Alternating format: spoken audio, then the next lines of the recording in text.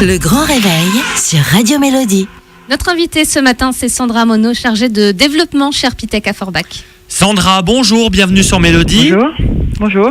On avait envie d'aborder l'apprentissage avec vous ce matin, l'apprentissage et surtout ce qu'apporte l'apprentissage aux petites et moyennes entreprises. D'ailleurs, on met de plus en plus en avant l'apprentissage. Alors, quels sont les avantages pour une entreprise comme Arpitech, comme la vôtre, de recruter des apprentis, de faire appel à des apprentis ? Alors pour une entreprise comme Arpitech qui en fait situe son cœur d'activité dans les métiers de la robotique industrielle, donc sur des métiers qui sont dits en tension, l'apprentissage permet tout simplement de former des jeunes en fait aux méthodes industrielles de demain, des besoins en fait en matière de compétences qu'on retrouve pas forcément actuellement sur le marché du travail ou dans les dispositifs de formation actuellement mis en place. Donc on les forme à la sauce maison dans un but de les garder aussi le plus longtemps possible, j'imagine. Alors, c'est à la sauce maison de prime abord, oui, mais c'est surtout en fait les inscrire dans un environnement industriel innovant qui concerne les métiers de demain. Et donc pour eux, c'est tout simplement la voie excellente pour pouvoir s'insérer professionnellement dans un secteur qui recrute. Alors, à l'inverse, est-ce qu'il y a quelques inconvénients à l'apprentissage, des côtés peut-être un peu moins pratiques, entre guillemets ? L'apprentissage, en fait, ça permet, c'est sans conteste, en fait, pour l'apprenti, l'un des meilleurs tremplins, on va dire, vers l'emploi.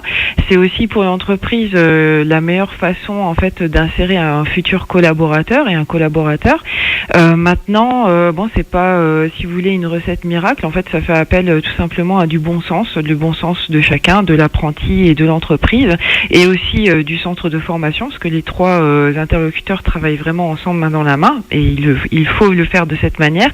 Mais après, c'est beaucoup de temps accordé donc à la formation en interne, de l'accompagnement pour être présent aux côtés de l'apprenti dans le cadre de sa formation professionnelle. Alors, est-ce que c'est comparable ? Est-ce que c'est plus facile de former un jeune à vos techniques ou alors une personne ayant déjà un peu d'expérience ?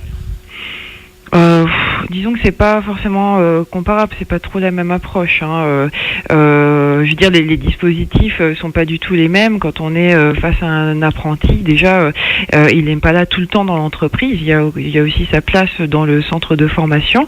Donc, on n'a pas un contact, on va dire, en continu avec le jeune. C'est pas du tout le même environnement. On peut pas vraiment comparer les deux. Dernière question, est-ce qu'il y a des freins à l'embauche d'apprentis et si oui, lesquels ?